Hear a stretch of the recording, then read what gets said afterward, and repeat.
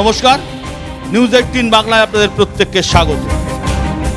আর কয়েকদিন বাদেই রাজ্যে তথা গোটা দেশে দ্বিতীয় দফার ভোট আগামী 18ই এপ্রিল।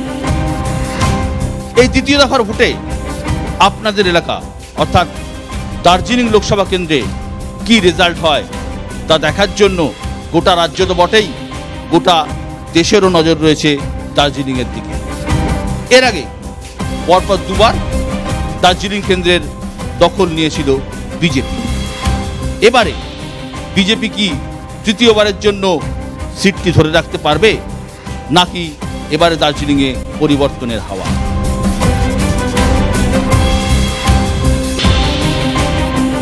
আমার একদম পাঁদিকে রয়েছেন শঙ্কর ঘোষ, সিপিআইএম এর পক্ষ থেকে। শঙ্করবাবু, আপনাকে স্বাগত আমাদের এই অনুষ্ঠানে। আমার একদম ডান দিকে রয়েছেন তপন পাইন, কংগ্রেসের পক্ষ থেকে। তপনবাবু, আপনাকেও স্বাগত আমাদের অনুষ্ঠানে। আমার বাঁ দিকে রয়েছেন অভিজিৎ রায় চৌধুরী, বিজেপির পক্ষ থেকে। অভিজিৎবাবু, আপনাকে স্বাগত আমাদের অনুষ্ঠানে। আমার ডান দিকে রয়েছেন রঞ্জন সরকার, তৃণমূল কংগ্রেসের পক্ষ থেকে। রঞ্জনবাবু, আপনাকে স্বাগত আমাদের অনুষ্ঠানে। আমি প্রথমে অভিজিতের কাছে আসব। অভিজিৎ বাবু, এর আগে সুরিন্দর সিং আলুওয়ালিয়া, তার আগে যশবন্ত সিং, এবারে রাজু সিং বিস্তা। আপনারা কি সিটটি ধরে রাখতে পারবেন, কি মনে হয়? অবশ্যই আমরা সিট জিতবো এবং গতবারের থেকে বেশি মার্জিনে জিতবো, এটা আমাদের আত্মবিশ্বাস আছে। এবং আমরা যারা নির্বাচন করছি একদম গ্রাসরুট লেভেলে, আমরা মানুষের মধ্যে যে উচ্ছ্বাস পাচ্ছি সেটা হয়তো 2014তেও ছিল না।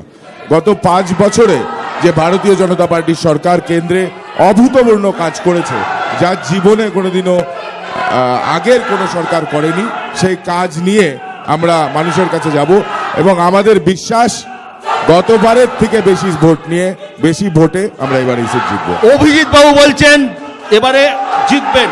উন্নয়ন, উন্নয়ন হচ্ছেন তার হাতিয়ার, নরেন্দ্র মোদীর উন্নয়নের হাতিয়ার। রঞ্জন সরকার, রঞ্জন বাবু। আমাদের এখানে এবারকার যে ভোট হচ্ছে, এই ভোটে আপনি যদি একটু দেখুন যে প্রার্থীরা এখানে দাঁড়িয়েছেন, আমাদের এখানকার যে সেন্টিমেন্ট, পাহাড় এবং সমতলের যে স্থানীয় মানুষ, ভূমিপুত্র, এমন ধরনের মানুষকে এখানকার ভোটাররা চাইছিলেন। এবং যে বিচ্ছিন্নতাবাদী শক্তি আমাদের বারবার বাংলাকে ভাগ করবার চক্রান্ত করেছে, আজকে একটা সময় এসছে তার যোগ্য জবাব দেওয়ার। এবং আমরা বিশ্বাস করি দীর্ঘ রাজনৈতিক অভিজ্ঞতা থেকে এবার দার্জিলিং আসন তৃণমূল কংগ্রেস ছাড়া কেউ জিততে পারবে না। ধন্যবাদ রঞ্জন, ধন্যবাদ, ধন্যবাদ রঞ্জন। কংগ্রেসকে জানতে যাবো। দেখুন, আপনাদের তো এই এলাকায় একটা ভোট আছে, এই এলাকায় আপনাদের বিধায়কও আছে। রাজ্যে পশ্চিমবঙ্গে একমাত্র বহরমপুর, মালদা বাদ দিলে পুরুলিয়া কিছুটা, আর এখানে কিছুটা ভোট আছে। কি হবে, আপনাদের প্রার্থী জেতার আশা করছেন, নাকি এই ভোট কাটাকাটির অঙ্কে আপনারা একটা ফ্যাক্টর হবেন? 2014 সালে যে মিথ্যে বলে নরেন্দ্র মোদী ভারতবর্ষ দখল করেছিল, সেই জায়গাটা কিন্তু সারা ভারতবর্ষের মানুষ এখন বুঝে গেছে। যেমন বিমল গুরুং ক্রিমিনালদের যে রাজনীতি করা, সেটাও মানুষ কিন্তু পাহাড়ের মানুষ আস্তে আস্তে বুঝে গেছে। বিমল গুরুংরা দিল্লিতে বসে থেকে তারা এই সিটটাকে বিক্রি করে দিয়েছে। এর আগেও যশবন্ত সিনহা এবং আমাদের আলুওয়ালিয়া, সুরেন্দ্র আলুওয়ালিয়ার কাছে বিক্রি করে দিয়েছিল। এইবারও ঠিক সেই মতো আপনার রাজু বিস্তার কাছে এই আসনটাকে বিক্রি করে দিয়ে তারা প্রমাণ করতে চাইছে যে মানুষ কিন্তু বেশি না, ওদের কথাই চলবে। কিন্তু এইবারে সেটা হবে না। মানুষ কিন্তু বুঝতে পারছে আস্তে আস্তে যে এই বিমল গুরুংদের এই রাজনীতি আর চলবে না। আমি আসছি শঙ্করের কাছে আসছি। শঙ্কর ঘোষ, সিপিআইএম এর পক্ষ থেকে। শঙ্কর ঘোষ, শঙ্কর, পশ্চিমবঙ্গে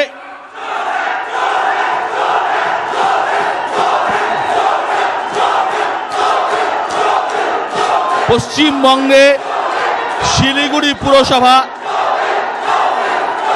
আরে আস্তে আস্তে আস্তে আস্তে আস্তে ঠিক আছে, শিলিগুড়ি পুরসভা আপনাদের দখলে। রাজ্যে দেখা যাচ্ছে বিভিন্ন জায়গায় বাম ভোট রামে যাচ্ছে। দার্জিলিং লোকসভা ক্ষেত্রে এই যে জায়গাটা, এই জায়গায়ও কি বাম ভোট রামে যাবে, নাকি লেফট তার নিজের ক্ষমতার ভোটটা রাখতে পারবে? প্রথমত আমি নিউজ 18কে ধন্যবাদ জানাচ্ছি আমার পার্টির পক্ষ থেকে, এবং আমি উপস্থিত যারা শুধু দর্শক আছেন তাদেরকেও ধন্যবাদ জানাচ্ছি। প্রত্যেকে সম্মান জানিয়ে শুধু একটা কথা বলতে চাই, হঠাৎ করে এত কলরবের মাঝখানে আমার দুটো কথা মাথায় আসলো। প্রথম কথা, আপনারা অনেকেই অন্তর্জলীর যাত্রা দেখেছেন। অন্তর্জলীর যাত্রায় সতীদাহ করবার সময় যখন বধূকে চিতার উপরে তোলা হয় তখন প্রচুর ঢাল করতাল এ সমস্ত বাজানো হয়, যাতে জীবন্ত বধূর আর্তনাদ কোনো অবস্থাতে বাইরে না পৌঁছয়। যে কোনো বিতর্ক সভায় আমি এটুকু আশা রাখি, যেখানে আমরা যারা 4 জন উপস্থিত আছি, সঞ্চালক উপস্থিত আছেন, আমাদের কথা আপনাদের কাছে পৌঁছানোর জন্য আমরা সবাই উপস্থিত হয়েছি। কারো কোনোটা ভালো লাগতে পারে, খারাপ লাগতে পারে, কিন্তু প্রত্যেককেই বলার সুযোগ দেওয়া উচিত, এইটুকু শুধু আমি আপনাদের কাছে অনুরোধ করব। এবার আমি যেটা বলতে চাই, যে একটা কথা বিজ্ঞাপনে মুখ ঢেকে যায়, আপনি জানেন এই শব্দটার অর্থ। এই যে কথাটাকে বলা হয় যে বাম ভোট রামে যাচ্ছে ইত্যাদি ইত্যাদি, এটার ক্ষেত্রে আমার মনে হয় একটা প্রচার মাধ্যমের একটা অংশ বড় ভূমিকা পালন করেছেন। আপনারা জানেন যে তৃণমূল কংগ্রেস তার ব্রিগেড সমাবেশ অনুষ্ঠিত করেছিল, এবং ঠিক তার পরবর্তী সময় ঠিকই আপনাদের ভাষায় রক্তস্নাত বামফ্রন্ট, বামপন্থীরা, সিপিআইএম, তারা ব্রিগেডের ডাক দিয়েছিলেন, এবং সেই ব্রিগেড এ যাবৎকালে সাংবাদিকদের ভাষায় এত বড় ব্রিগেড এই সময়কালে কখনো হয়নি। ফলে একটা দল যার উপস্থিতি কেউ দূরবীন দিয়ে খুঁজতে চাচ্ছে, কেউ বলছে সেই দলটা প্রতি মুহূর্ত রক্তক্ষরণ হচ্ছে, তার সমর্থকরা তার ভালোবাসা নিয়ে ব্রিগেডে পৌঁছেছিলেন, কারণ বামপন্থা একটা আদর্শের নাম।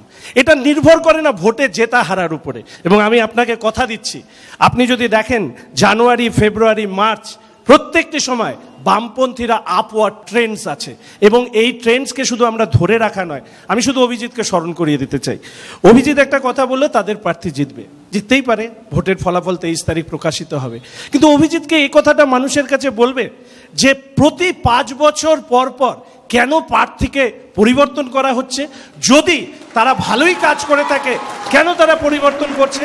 বিজেপির দার্জিলিং জেলায় সিটিং এমপি আছে, ফলে সিটিং এমপির জায়গায় সিটিং এমপি দাঁড়াবেন না অন্য কেউ দাঁড়াবেন, এই নিয়ে যখন বিতর্ক শুরু হয়, তখন আমরা যারা রাজনৈতিক কর্মী, আমাদের প্রত্যেকের কাছে কিন্তু এটা একটা প্রশ্ন ছিল, আমাদের কাছে কৌতূহল ছিল। কিন্তু যার নাম আমরা শুনলাম, আমি মার্জনা চেয়ে নিচ্ছি বিজেপির সভাপতি, জেলা সভাপতির কাছে, তিনি প্রথম দিন এসে পশ্চিমবঙ্গের লোকসভার সর্বমোট আসন কত সে সম্পর্কে এমন একটি ভুল তথ্য দিলেন। আমার প্রাথমিকভাবে মনে হয়েছে যে যিনি প্রার্থী হয়েছেন তিনি অনভিজ্ঞ, রাজনীতিতে আনকরা। আমার বক্তব্য একটাই, পাহাড়ের মানুষের আবেগ আছে আলাদা রাজ্যের নিয়ে। আমি সবসময় বলি, একজন বাংলাভাষী মানুষ যখন বিদেশে ঘুরতে যায়, তাকে প্রথম শুনতে হয় আপনি বাংলাদেশি, কারণ তারা সারা বিশ্ব জানে যে বাংলাদেশের লোকরা বাংলা ভাষায় কথা বলে, পশ্চিমবঙ্গে যে বাঙালিরাও থাকে এটা মানুষের ধারণার মধ্যে কম।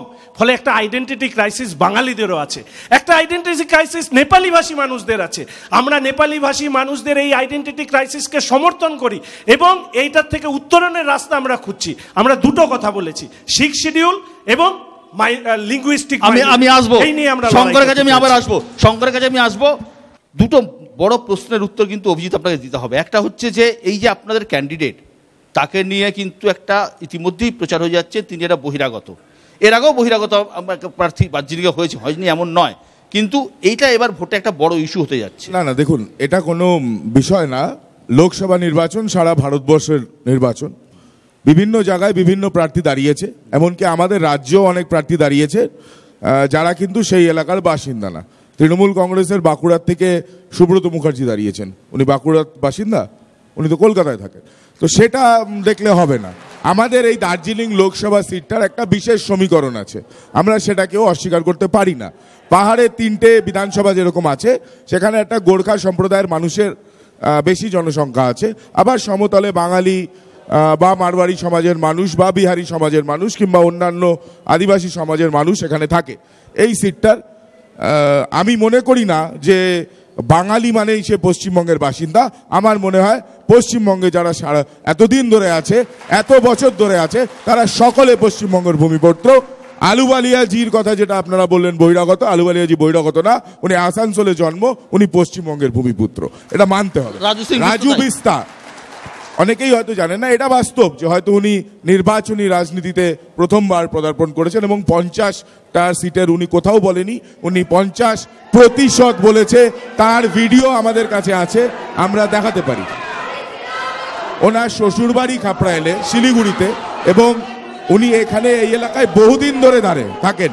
আপনারা হয়তো জানেন না, ওনার যে ফাউন্ডেশন আছে সেই ফাউন্ডেশনের অন্তর্গত দার্জিলিং লোকসভা কেন্দ্রে পাহাড়ে 25টা গ্রাম আদর্শ গ্রাম যোজনার মাধ্যমে প্রার্থী নিয়ে আপনাদের মধ্যে কোনো চাপ নেই, একদম নেই। প্রার্থী খুব ভালো, এবং এই প্রার্থী যুব সম্প্রদায়কে রিপ্রেজেন্ট করছে। এই প্রার্থী এই লোকসভা কেন্দ্র থেকে জিতবে। প্রার্থী নিয়ে কোনো চাপ নেই, বলছে রঞ্জনের কাছে আসবো। রঞ্জনের কাছে আসবো। অমর সিং রায়, তিনি আদতে গোর্খা জনমুক্তি মোর্চার লোক, বিধায়ক ছিলেন, তিনি তৃণমূলের টিকিটে প্রার্থী হয়েছেন। অন্য সময় আমরা দেখেছি যে পাহাড়ের 3টে কেন্দ্র থেকে একটা হিউজ লিড নিয়ে নেমে এসে সমতলে ভোটটা একটা অন্য জায়গায় যায়। এবারে পাহাড়ের ভোট অনেকটা ফ্যাক্টর, কারণ হরকা বাহাদুর ছেত্রী দাঁড়িয়ে গেছেন কালিম্পংয়ে, এবং পাহাড়ের মানুষ অমর সিং রায়কে আপনারা প্রার্থী করেছেন, রাজু সিং বিস্তাকে ওনারা প্রার্থী করেছেন। পাহাড়ের ভোট এবারে আপনারা কি পুরোপুরি পাবেন? কিন্তু একটু দেখুন, জিএনএলএফ কিন্তু আবার ওদের সাথে চলে গেছে, যেটা আপনাদের সঙ্গে ছিল একটা সময়। কেন এটা হচ্ছে? প্রথমে একটা অভিজিৎবাবু একটা কথা বললেন, তার উত্তর দেওয়া খুব বাঞ্ছনীয়। সেটা হচ্ছে বাংলার মানুষ, বাংলায় থাকলেই কি বাঙালি বলেই কি তিনি বাংলার মানুষ? আমরা বেশ কিছুদিন থেকেই দেখছি যে বিজেপির সর্বভারতীয় নেতৃত্ব থেকে শুরু করে বিভিন্ন রাজ্যের বড় বড় নেতারা, তারা বারবার এই বাংলার মানুষদের এইভাবে অপমান করছেন। এনআরসির নামে আসাম থেকে বাঙালি খেদানোর কথা বলছেন। আমাদের রাজ্য থেকে যারা রাজস্থানে যাচ্ছেন, তারা ভারতীয় জনতা পার্টির প্রতিষ্ঠাতা বাঙালি ডক্টর শ্যামাপ্রসাদ মুখার্জি, যিনি না থাকলে পশ্চিমবঙ্গ থাকতো না। আমরা বলতে চাই, আমরা একটা প্রশ্ন রাখতে চাই, আপনারা যারা বাঙালির কথা বলেন, আপনারা রোহিঙ্গা এনআরসি করতে চান, বাংলার ভৌগোলিক ডেমোগ্রাফি চেঞ্জ করে দিচ্ছেন। আমরা তৃণমূল কংগ্রেস, আমাদের নীতি খুব ঘোষিত নীতি এবং পরিষ্কার নীতি। আমরা বাংলার মানুষ, আসামের মানুষ, রাজস্থানের মানুষ বা উত্তরপ্রদেশের মানুষ, প্রত্যেকে আমরা ভারতীয়, এবং ভারতবর্ষে আমরাই বলেছি ভারতবর্ষে পাহাড়ের ভোটে কতটা লিড পাবেন, আদৌ লিড পাবেন বলতে দিন। পাহাড়ের বিষয়টাও আছে এর মধ্যে, কারণ আপনারা বললেন, আমার বন্ধু সিপিআইএম বন্ধু শঙ্কর বলেছেন যে প্রথমেই এখানকার প্রার্থী এসে বললেন যে এখানে 50-এর ওপরে আসন ওরা জিতবেন। সেটা যেমন জানেন না, আবার পাশাপাশি একটা মারাত্মক বিষয়, যিনি আগে সাংসদ ছিলেন সুরিন্দর সিং আলুওয়ালিয়া, তিনি যখন বুঝলেন যে এখানে টিকিট পাচ্ছেন না, তিনি আমাদের পাহাড়ের মানুষদেরকে অপমান করে বললেন পাহাড়ের মানুষরা নেপালের বাসিন্দা। এই ধরনের বিচ্ছিন্নতাবাদী কথাবার্তা, সাম্প্রদায়িক কথাবার্তা বলে বিজেপি বারবার বাংলায় ভাগ করতে চেয়েছে। তৃণমূল কংগ্রেসের ঘোষিত নীতি পাহাড় সমতল একসঙ্গে থাকবে, এবং পাহাড়ের মানুষ দীর্ঘ অত্যাচার, দীর্ঘ বঞ্চনা থেকে মুক্তি পেতে চাইছে। পাহাড়ের মানুষ আজকে উন্নয়ন এবং বিকাশের পক্ষে ভোট দেবেন। পাহাড়ের মানুষ যেমন পাহাড়ে বিনয় তামাং এবং অনিত থাবাদের সঙ্গে অমর সিং রায়কে তারা প্রার্থী করে প্রমাণ করেছেন পাহাড়ের মানুষের সেন্টিমেন্ট, পাহাড়ের ভূমিপুত্রকে প্রার্থী করে দার্জিলিং থেকে তাদের কথা এবং আমাদের সমতলের কথা যাতে সংসদে বলতে পারেন, এই বিশ্বাস আমাদের কাছে আছে। যখন প্রার্থী সেখানকার বারবার পরীক্ষিত, এবং পাহাড়ের কথা তিনি বারবার বলেছেন, সেখানকার ডেভেলপমেন্টের কথা বলছেন, আমরা বিশ্বাস করি এবার অমর সিং রায় সবচেয়ে বেশি ভোটে, বাংলার মধ্যে সবচেয়ে বেশি ভোটে। মাননীয় সঞ্চালক সাহেব, আমি শুধু একটা শব্দ জুড়ে দিতে চাই, কেননা বিতর্কের জায়গাটা অন্য জায়গায় চলে যাচ্ছে। প্রথমত এনআরসি, শুধু এনআরসি নয়, এনআরসি হয়েছে সুপ্রিম কোর্টের নির্দেশে দীর্ঘ একটা প্রক্রিয়ার মধ্যে দিয়ে, এবং আসামে যেভাবে এটাকে সামনে রেখে একটি বিশেষ সম্প্রদায়, বিশেষ ভাষাভাষী মানুষের প্রতি ঘৃণা তৈরি করা হয়েছে, এটা খুব লক্ষণীয়। এবং শুধু এনআরসি নয়, আপনি যদি দেখবেন ইন্ডিয়ান সিটিজেনশিপ অ্যাক্ট, জাতীয় নাগরিক আইন, যেটাকে সামনে রেখে উত্তর পূর্বাঞ্চল জুড়ে আগুন জ্বলছে। আমি শুধু এইটুকু আমি বলতে চাই, যারা এটা নিয়ে করছেন, যারা এটা নিয়ে প্রচার করছেন, ভারতবর্ষ বহু ভাষাভাষী দেশ, ভারতবর্ষে বহু ধর্ম আছে। এনআরসি হোক বা জাতীয় নাগরিকত্ব আইন হোক, এখানে যে কোনো ধরনের বিতর্ক এই ভারতবর্ষের আগামী দিনে সংগতির পক্ষে ক্ষতিকারক, আর সেই কাজটা করছে বিজেপি। দেখুন, সিপিএম ভারতবর্ষ নিয়ে ভাবে না চীনের কথায় ভাবে, সেটা আমরা জানি। তাদের ভারতবর্ষ নিয়ে রাষ্ট্রবাদ আমাদের নরেন্দ্র মোদী ডোনাল্ড ট্রাম্পকে নিয়ে ভাবে, সেটা আমাদের কি যায় আসে? সিপিএম এর দিকে রাষ্ট্রবাদ বিজেপিকে শিখতে হবে না। ইমরান খানকে গিয়ে আমরা জানি সিপিএম এর আপনারা ইমরান শুভেচ্ছা পত্র পাঠায় নরেন্দ্র মোদী প্রধানমন্ত্রীর কাছে, পাকিস্তানের প্রধানমন্ত্রীর বাড়িতে গিয়ে বিরিয়ানি খায়। এই ধরনের বিষয় আমরা, এই ধরনের বিতর্ক আমরা করি না। আমি পরিষ্কারভাবে বলছি, বিতর্কেতে বিতর্কের মতন। আমি একবার তপন বাবুর কাছে যাব। তপন বাবু, আপনাদের প্রার্থী শঙ্কর মালাকার দীর্ঘদিনের এমএলএ বিধায়ক, এবারে আপনাদের এই দার্জিলিং সিটে মূল লড়াই কার সাথে? আমরা এইভাবে বলতে পারবো না, হ্যাঁ। কারণ আমাদের লড়াই আমরা সবসময় মনে করি বিজেপির বিরুদ্ধে। কারণ বিজেপি যে মিথ্যে কথা বলে আচ্ছা দিনের নাম করে যে ভারতবর্ষ দখল করেছিল, তারা কি কাজ করেছে? তারা নোটবন্দিতে কালাধন নিয়ে এসে 15 লক্ষ টাকা ব্যাংকে সবার দিতে পেরেছে। 15 লক্ষ টাকার বিষয়টা কৃষক হত্যা মানে কৃষক আত্মহত্যা সবচেয়ে বেশি দেশের মধ্যে কর্ণাটকে হয়েছে, যেখানে কংগ্রেসের সরকার আছে। আপনারা মিথ্যা কথা বলছেন। সবচেয়ে বেশি কৃষক হত্যা ভারতবর্ষের সরকার তো হালে হয়েছে। আমি মহারাষ্ট্রে সবচেয়ে বেশি হয়েছে, সবচেয়ে বেশি হয়েছে মহারাষ্ট্রে। কংগ্রেসের সরকার কর্ণাটকে গত 10 বছর ধরে, নতুন হয়নি, আপনি ভুল জানেন। আমি শুধু এইটুকু ধরিয়ে দিতে চাই, মহারাষ্ট্র হোক, রাজস্থান হোক, তামিলনাড়ু হোক, যেখানে কৃষকরা রাস্তায় নেমেছে, কাদের সরকার? মহারাষ্ট্র, রাজস্থান, তামিলনাড়ু, কর্ণাটক ইত্যাদি জায়গায় সব থেকে বেশি আন্দোলন সংগঠিত হয়েছে মহারাষ্ট্র এবং রাজস্থানে। রাজস্থানে বিজেপি সরকার কৃষকদের আন্দোলনের কারণেই তারা বিজেপিকে সরকার থেকে সরে যেতে হয়। আমি যে কথাটা বলতে চাইছি, মাননীয় অভিজিৎ বাবু তিনি নিশ্চয়ই এই ব্যাপারে আলোকপাত করবেন, যে ডিমনিটাইজেশন নিয়ে কি বলা হয়েছিল? প্রথমত বলা হয়েছিল কালো টাকা উদ্ধার হবে, দ্বিতীয়ত বলা হয়েছিল জাল টাকা আর হবে না, তৃতীয়ত বলা হয়েছিল সন্ত্রাসবাদ বন্ধ হবে, চতুর্থত বলা হয়েছিল মাওবাদীদের ধ্বংস হবে। আপনি দেখবেন এই 4টা বিষয় নিয়ে আর আজকে বলা হয় না। কি বলা হয় না, ডাইরেক্ট ইনকাম ট্যাক্স পেয়ারের সংখ্যা বেড়ে গেছে। অথচ অদ্ভুতভাবে দেখা যায় যে 2017-18-তে ডাইরেক্ট ইনকাম ট্যাক্স পেয়ার এই ফিজিক্যাল ইয়ারে 18% হয়েছে, আর without any kind of demonetization 2011 সালে এই ডাইরেক্ট ট্যাক্স পেয়ারের সংখ্যা বৃদ্ধি পেয়েছিল 18%। অভিজিৎ শেষ করতে দেয়। এবং লাস্টলি আমি যে কথা বলতে চাই, বলা হয় নাকি আজকে দিনের সংসার, আর আজকে দিনের সংসারে কিছুদিন আগে ইউএনওতে রিপোর্ট বেরিয়েছে 156টা দেশের মধ্যে হ্যাপিনেস ইন্ডেক্সে 140 নম্বরে ভারতবর্ষ রয়েছে। এবং এইখানেই প্রমাণিত হয় যে মোদি হচ্ছে ধনীদের চৌকিদার, মোদি গরিব মানুষের চৌকিদার নয়, মোদি হচ্ছে ধনীদের চৌকিদার। অভিজিৎ, 5 বছরের কাজের খতিয়ান যারা চাচ্ছে তাদের বুঝতে হবে, ডিমনিটাইজেশনের আগে ভারতবর্ষে ইনকাম ট্যাক্স পেয়ার ছিল 3.8 crores, আজকে সেটা 6.8 crores। আমি 2018 ফিগার দেখছি। জিএসটি ভ্যাট রেজিস্ট্রেশন 66 লক্ষ ছিল, যেটা ভ্যাট ছিল আগে। ভ্যাটের রেজিস্ট্রেশন সংখ্যা ছিল 66 লক্ষ, যেটা আজকে 1.2 crores। 2 বছরের ডাবল হয়েছে। ভারতবর্ষের ইতিহাসে কেউ কোনোদিনও করতে পারেনি। বিশ্ববাবু জিজ্ঞাসা করুন, বিএসএনএল মাইনে দিতে পারে না, মিথ্যা কথা।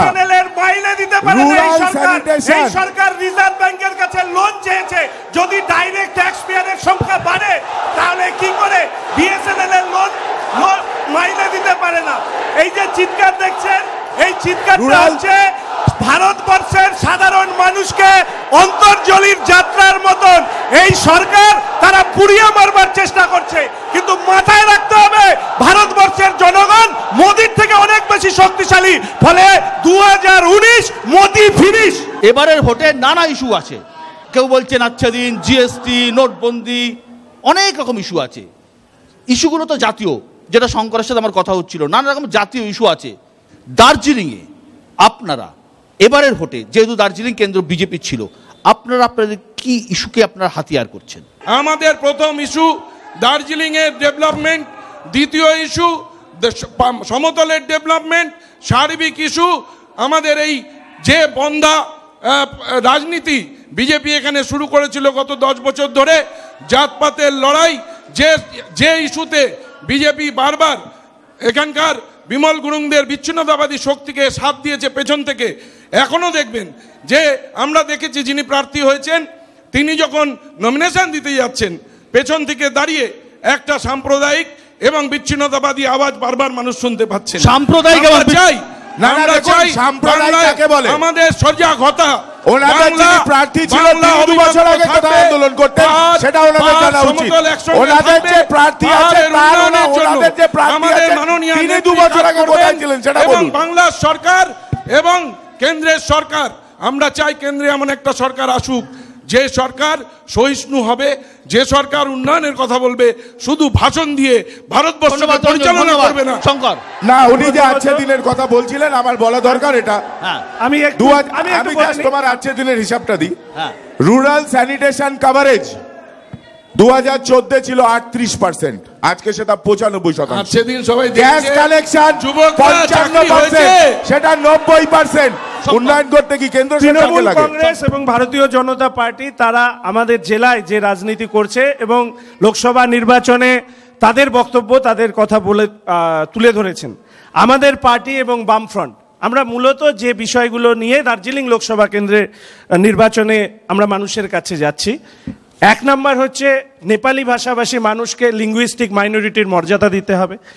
নাম্বার 2, জিটিএ কে অধিক স্বায়ত্তশাসন এবং কনস্টিটিউশনাল গ্যারেন্টি দিতে হবে তৃতীয়ত হচ্ছে আমরা খুব লক্ষ্য করেছি এই সময়কালে যে এমপি হওয়ার পরে এখানে 7টি বিধানসভা কেন্দ্র আছে, চোপড়া সহ আমাদের এইখানে এমপি ল্যাড ডিস্ট্রিবিউশনের ক্ষেত্রে ডিসপ্যারিটি আছে, বৈষম্য রয়েছে, এক এক জায়গায় এক এক রকম।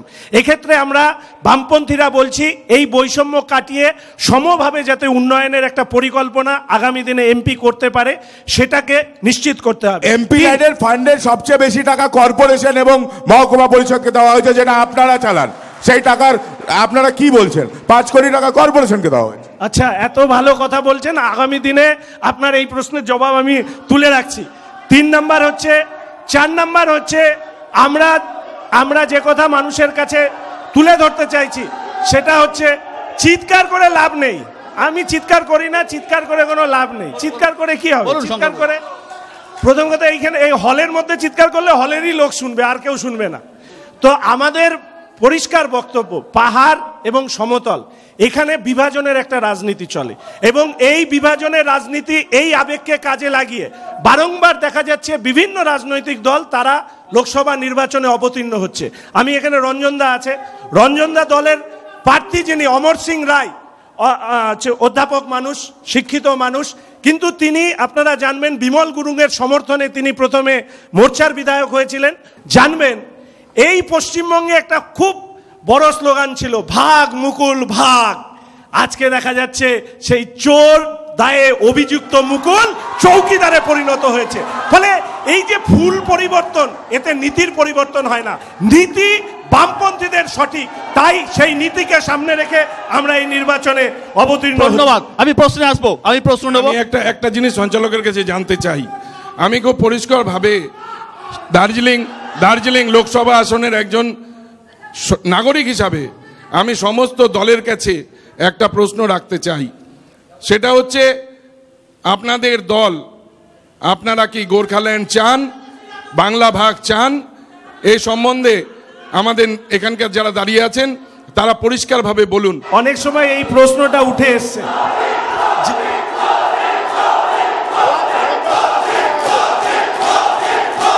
বসো ভাই। চৌকিদার চোর হ্যায় বলে আমি যদি এখান থেকে বলি ভালো লাগবে? চৌকিদার চোর হ্যায়, চৌকিদার চোর হ্যায়, চৌকিদার চোর হ্যায়, চৌকিদার চোর হ্যায়।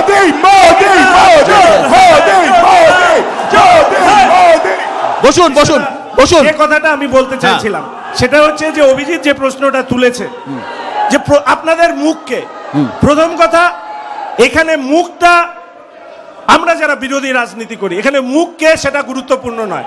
গুরুত্বপূর্ণ এই মুহূর্তে মোদি এবং সেই সরকারকে সরিয়ে দেওয়া। দেহে যদি কোনো দুরারোগ্য ব্যাধি হয় তাহলে সেই দুরারোগ্য ব্যাধির ট্রিটমেন্ট করব, নাকি আমি হাতে কোথায় কি হয়েছে, পায়ে কোথায় কি হয়েছে? মোদি হচ্ছে দেশের ক্যান্সার এবং ক্যান্সারকে আমরা সরাতে চাই। দেখুন, সিপিএম সরে গেছে দেশ থেকে, এবার 5টাও সিট আসবে না। আর দ্বিতীয় কথা হচ্ছে ওনাদের উদ্দেশ্য মোদিকে সরানো, আর আমাদের উদ্দেশ্য ভারতকে বিশ্বগুরু বানানো।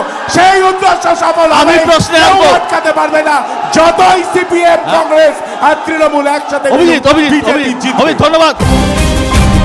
ক্ষমতায় আসার ম্যানিফেস্টো তৈরি করলেন, তখন তারা ভারতবাসীর কাছে ম্যানিফেস্টোতে বললেন যে আমরা ভারতবাসীর প্রত্যেকটা মানুষের ব্যাংকের অ্যাকাউন্টে 15 লক্ষ টাকা দেব। ম্যানিফেস্টো আছে আপনি দেখান, আমি বলে দেবো।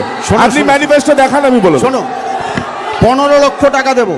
আপনি কোথায় আছে ম্যানিফেস্টো? আরে আপনি জানেন না, আপনি জানেন না। আচ্ছা, আপনাকে জানতে হবে।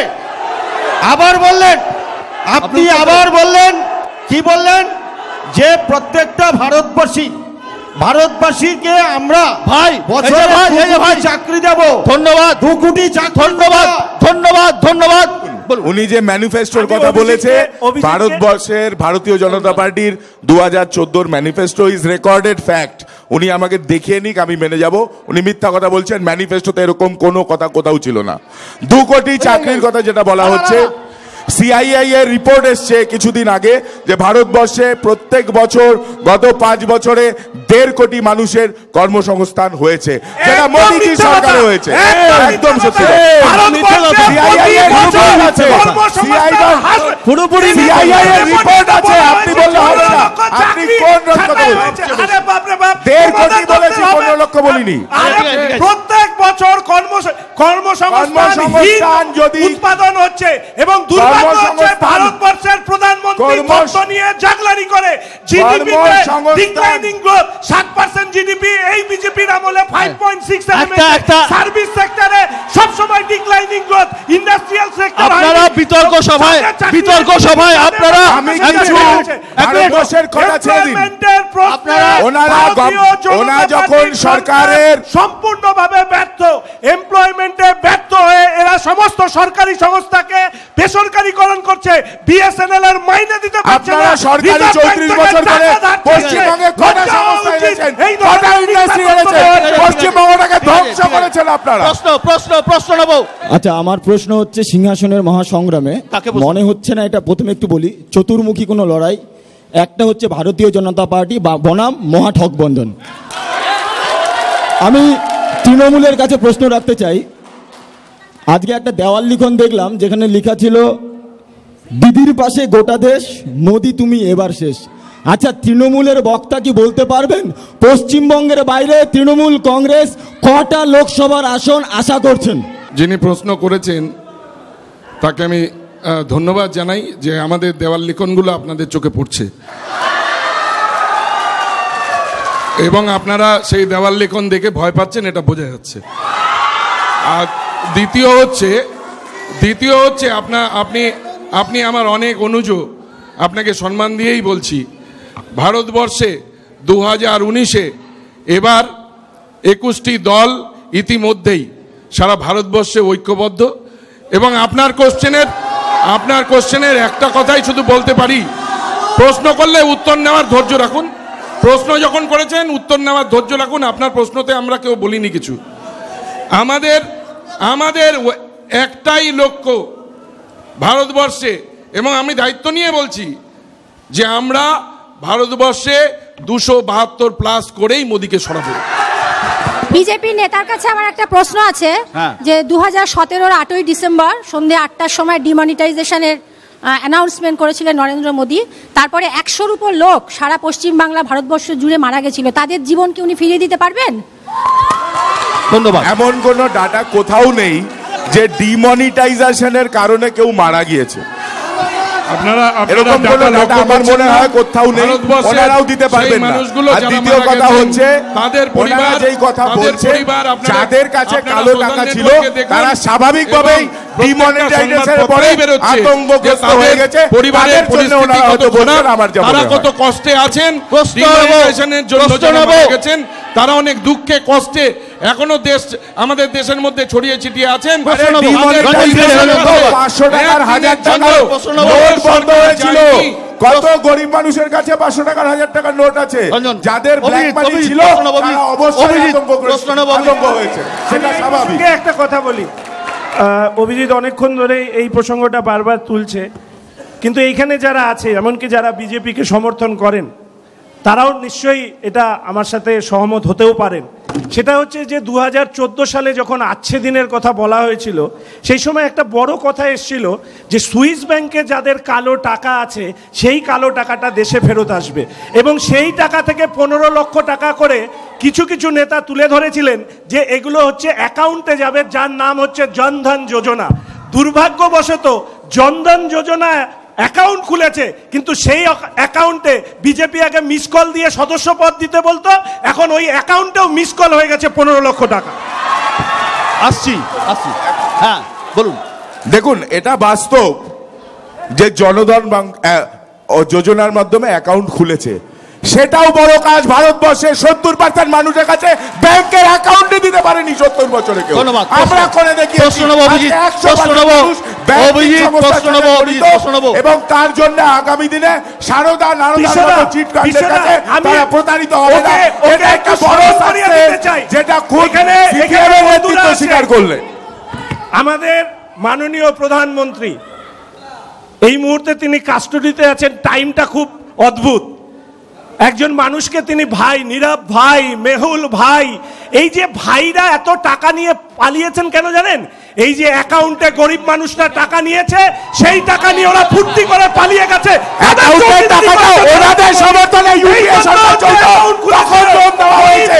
মোদিজির ভয়ে তারা পালাতে বাধ্য হয়েছে, লন্ডনে গিয়ে গ্রেপ্তার হয়েছে। নীরব মোদি আজকে গ্রেপ্তার হয়ে গেছে। ঠিক করেছে, এবার মোদি 19-এ ফিনিশ। দিদি বলেছেন জোট মানে ভারতবর্ষে জোট করে দিদি প্রধানমন্ত্রী হবেন। তা আমি তার কাছে জানতে চাই, দিদি যদি প্রধানমন্ত্রী হয়, করুন না প্রশ্নটা করুন, দিদি যদি প্রধানমন্ত্রী হয় তবে দিদি কেন নিজে ভোটে দাঁড়ালেন না? আসলে এত রাজনৈতিক চিন্তা ভাবনা কম, যার জন্য এই ধরনের প্রশ্ন আসছে। যাই হোক, সম্মান দিয়েই বলছি, দিদি কোথাও বলেননি কোনোদিন কি তিনি প্রধানমন্ত্রী হবেন, প্রথমত। আর দ্বিতীয়ত, ভারতবর্ষের প্রধানমন্ত্রী মমতা ব্যানার্জি যাতে হন, তার জন্য আপনাদের সভাপতি দিলীপ ঘোষ পার্শ্ব করেছিলেন, এটা আমি জানি। প্রশ্ন, মোদিজি বলেছিলেন 2014-তে কি 2 কোটি চাকরি দিবেন প্রতি বছর। আমি 2018-তে একটা ফর্ম ভরেছিলাম রেলওয়ের, আমার সাথে 1.5 করোড় আরও স্টুডেন্ট ভরেছিল। রেলওয়ে বলেছিল 400 টাকা ফেরত দিবে, 500 টাকা চার্জ ছিল, 400 টাকা ফেরত দিবে। কিন্তু এখন অব্দি 8 মাস হয়ে গেল আমার পরীক্ষা দেওয়ার, টাকা ফেরত পাই নাই। এইভাবে 600 কোটি ঘাপলা হয়েছে। এর মানে চৌকিদার পীযূষ গোয়েল চোর হ্যাঁ। সরকারের ঘরে যেই টাকাটা যাচ্ছে সেটাকে যদি আপনি চুরি বলেন, তাহলে সারদা নারদার টাকা যেটা পকেটে ক্যাশ ঢুকিয়েছে ভিডিওর সামনে, সেটাকে কি ডাকাতি বলবেন? বলুন। না না, নিশ্চিতভাবে আপনারা ইয়েদুরাপ্পার নাম শুনেছেন। ইয়েদুরাপ্পা শুনেছেন তো? এক্স চিফ মিনিস্টার ছিল, তো ওনার একটা ডায়েরি পাওয়া গেছে, তাতে ডায়েরি পাওয়া যায়নি। ওনার কোনো ডায়েরি পাওয়া যায়নি। আপনি মিথ্যা কথা বলছেন। ওনার কোনো ডায়েরি পাওয়া যায়নি। আপনাদের বিজেপি এবং বিজেপি। মানুষের বাঁচার জন্য 3টা জিনিস খুবই দরকার: শিক্ষা, খাদ্য, প্রশ্নটা করুন, আর বাসস্থান। বলছি, শিক্ষাতে মানুষের ছাত্ররা গুলি খাচ্ছে, খাদ্যতে 2 টাকা কেজি চালে পাথর দেওয়া খাদ্য, সেগুলো ছাগলও খেতে পাচ্ছে না। বাসস্থানে যেটা নরেন্দ্র মোদী প্রধানমন্ত্রী আবাস যোজনাকে ম্যানুপুলেট করে রাজ্য সরকার নিজেদের নামে চালাচ্ছে, সে বিষয়ে না আপনার কি বক্তব্য রয়েছে? রঞ্জন, যে ভুল তথ্য আপনাদের কাছে দেওয়া হয় সেটা আপনাদেরকে জেনে নেওয়া দরকার। রাজ্য সরকার রাজ্য সরকার এবং কেন্দ্র সরকার, এটাকে বলে ফেডারেল স্ট্রাকচার। আপনাদেরকে এটা বুঝতে হবে, ফেডারেল স্ট্রাকচারকে ভেঙে দেওয়ার যে চক্রান্ত আপনাদের মোদিবাবু আর অমিত শাহ বাবু করছেন, আমরা এটা হতে দেব না। ফেডারেল স্ট্রাকচারকে বাঁচিয়ে রাখা। ধন্যবাদ। প্রশ্ন নেব 2014 অবধি ইনকাম ট্যাক্স যে কালেকশন হতো, রাজ্যে ট্যাক্স কালেকশন হতো, তার 42% রাজ্য পেত, 58% কেন্দ্র পেত। মোদিজি আসার পরে 52% রাজ্য পায়, 48% কেন্দ্র পায়। এই 10% বাড়ানো মোদিজির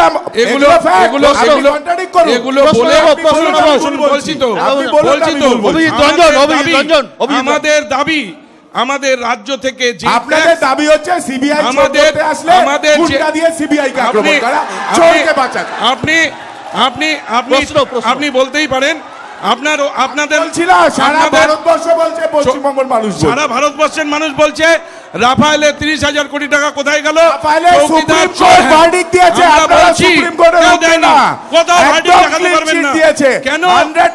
কেন এখনো পর্যন্ত নথিপত্র কোথায় গেল? জেপিসি করার দরকার নেই, সুপ্রিম কোর্টের উপরে জেপিসি নয়। সবথেকে রাফায়েল মামলাতে সবথেকে দুর্ভাগ্যের বিষয় যে ক্যাগের যে রিপোর্ট, সেই রিপোর্টটাই সুপ্রিম কোর্টে পেশ করতে পারে। এই রিপোর্ট পেশ করা হয়েছে, মোদির মুখ খুলে যেত। ভারতবর্ষের সবচেয়ে বড় সমস্যা, সন্ত্রাসবাদী সমস্যা, ইউপি আমলে বলেছিল ডক্টর মনমোহন সিং যখন প্রধানমন্ত্রী ছিল, সেটা হচ্ছে লাল টেরার, মানে মাওবাদী আতঙ্কবাদী। তাদেরকে যেই মাওকে আপনারা পুজো করেন, সেই মাওবাদী ভারতবর্ষ ধ্বংস করতে যাচ্ছে। লাল আছে বলেই গরিব মানুষের কথা আজকে পার্লামেন্টে পৌঁছায়। লাল আছে বলেই আজকে লালকে এত ভয় কেন? 34 বছর লাল আছে বলেই গরিব মানুষের স্বার্থে রক্ষা। লাল আছে বলেই 18,000 টাকা ন্যূনতম মজুরির দাবি ওঠে। লাল আছে বলেই মাসিক পেনশন 6,000 টাকার দাবি ওঠে। লাল আছে বলেই 100 দিনের মনরেগার কাজ হয়। লাল আছে বলেই 200 দিনের মনরেগার দাবি ওঠে। লাল আছে বলেই 360 টাকা মজুরির কথা হয়। লাল আছে বলেই 600 টাকা মজুরির দাবি ওঠে। লাল আছে বলে গরিব মানুষের দাবি দেওয়া পার্লামেন্টে উচ্চারিত হয়। লাল করি বলে গর্ব হয়, বামপন্থার রাজনীতি করে বলে সেই গর্ব নিয়ে লড়াই করি। আর লাল ছিল বলেই রতন টাটার কোম্পানি বানানোর জন্য সিঙ্গুরার নন্দীগ্রামে কয়েকশো কৃষককে হত্যা করা হয়েছিল। বলুন। আমার রঞ্জন বাবুর কাছে আমার প্রশ্ন, পাকিস্তানের মিডিয়াতে মুখ্যমন্ত্রী মমতা ব্যানার্জির এত প্রচার কেন? সৈন্যদের উপরে এত সন্দেহ কেন? তাহলে সারদার আমানতকারীদের টাকা ক্লাবকে এত টাকা দিচ্ছে কেন? আর আমি বলছি, বাঙালিদের কথা বলছি, আসামে এনআরসির কথা বলছি, আমি ওখানে কোন বাঙালির কথা বলা হচ্ছে? ভারতবর্ষে আমাদের এই বাঙালিদেরকে যদি যেভাবে মোদি এবং শাহবাবুরা খুন করছেন বিভিন্ন কারণে, শুধু এনআরসি নয়, আমাদের রাজ্য থেকে 103 জন খুন করেছেন পঞ্চায়েত থেকে আজ অবধি বাঙালিকে। তাদের বাঙালি বলছেন না কেন? না আপনি বলছেন কি করে বাঙালি কথা বলছেন না? বাংলার মানুষকে যদি খুন করা হয়, বারবার মমতা বন্দ্যোপাধ্যায় আওয়াজ তুলবেন, বাংলার মানুষরা আওয়াজ তুলবেন, ভারতবর্ষের মানুষরা আওয়াজ তুলবেন। দাড়িভিটে যাদেরকে গুলি করে মেরেছিলেন তারা বাঙালি ছিল না? আওয়াজ তুললেন না কেন? কে আটকে ছিল? আপনি জানেন, আপনি জানেন যে দাড়িভিটে আপনি জানেন যে কে গুলি করে মেরেছিল? অবশ্যই পুলিশ গুলি করে মেরেছে। জানেন না? আপনার কাছে যদি প্রমাণ থাকে আপনি এফআইআর করুন। আপনার কাছে যদি প্রমাণ থাকে আপনি হাইকোর্ট, মহামান্য হাইকোর্টে যান। আপনারা এইসব অপপ্রচার করে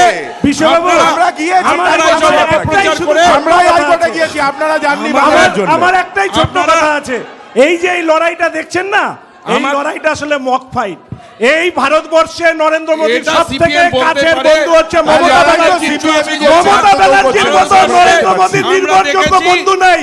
নজরুল আছে বলে নরেন্দ্র মোদী সিবিআই কে দিয়ে এবং সেখানকার বিচ্ছিন্নতাবাদী শক্তির কাছে গিয়ে আমাদের এখানকার যিনি মাননীয় মেয়র সাহেব তিনি গেছিলেন যে আমাদেরকে আসনটা জিততে দেওয়া হোক, আসনে একজনকে প্রার্থী দেওয়া হোক।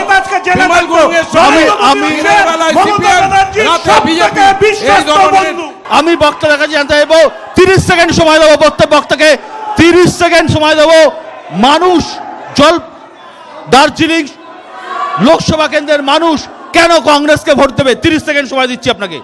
না, আমরা মানুষের কাছে ভোট চাইছি এর জন্য, মানুষ জানে যে কংগ্রেসই ভারতবর্ষের একমাত্র স্থায়ী সরকার দিতে পারে। তার জন্য দার্জিলিংয়ের পাহাড়ের মানুষকে যে গোর্খাল্যান্ড যে সমস্যা গোর্খাদের, সেই স্থায়ী সমাধান আমরা দিতে পারবো। স্থায়ী সমাধান দিতে পারবে শঙ্কর, মানুষ কেন লেফটকে ভোট দেবে? নেতা এবং নীতির প্রশ্নে বামপন্থীরা এগিয়ে। আমাদের প্রার্থী কমরেড সমন পাঠক, সর্বক্ষণের কর্মী, চা বাগান শ্রমিক আন্দোলনের নেতা, ওয়ান টার্মে রাজ্যসভার এমপি, অন্য প্রার্থীদের থেকে যোগ্যতায় ধারে বারে এগিয়ে। এবং সমনই হচ্ছে একমাত্র প্রার্থী যে কোটিপতি নয়, সাধারণ মানুষের প্রতিনিধিত্ব করবে লোকসভা নির্বাচনে সংসদের ভেতরে। কেন বিজেপি প্রার্থীকে ভোট দেবে? ভারতবর্ষে একমাত্র একটা দলই আছে যে স্থায়ী সংখ্যাগরিষ্ঠ সরকার দিতে পারে। 6 মাসের সরকারের জন্য নির্বাচন না, 5 বছরের সরকারের জন্য নির্বাচন। এই এলাকার বিকাশ, ভারতবর্ষের বিকাশ, শক্তিশালী সমৃদ্ধ ভারতবর্ষ করার একটাই নেতা নরেন্দ্র মোদী, একটাই দল ভারতীয় জনতা পার্টি। এবার 300-এরও বেশি সিট নিয়ে বিজেপি সরকার গঠন করবে। কেন ভোট দেবে? ভারতবর্ষের 21টি পার্টি ঐক্যবদ্ধ এবং গত 8 বছরে পশ্চিম বাংলায় মমতা বন্দ্যোপাধ্যায় প্রমাণ করেছেন যে পশ্চিম বাংলায় যে মানুষের কাছে যে সুবিধাগুলো সরাসরি মানুষের কাছে পৌঁছে দেওয়া যাচ্ছে, সেটা সমগ্র ভারতবর্ষে ছড়িয়ে দেওয়ার জন্য মানুষের সুরক্ষা, আন্তর্জাতিক সুরক্ষা, আমাদের ভারতবর্ষের সৈনিকদের সুরক্ষা, ভারতবর্ষের মাটিকে সুরক্ষিত যাদের আগামী 18ই এপ্রিল মানুষের ভোট কোন দিকে যাবে তা পরিষ্কার হয়ে যাবে।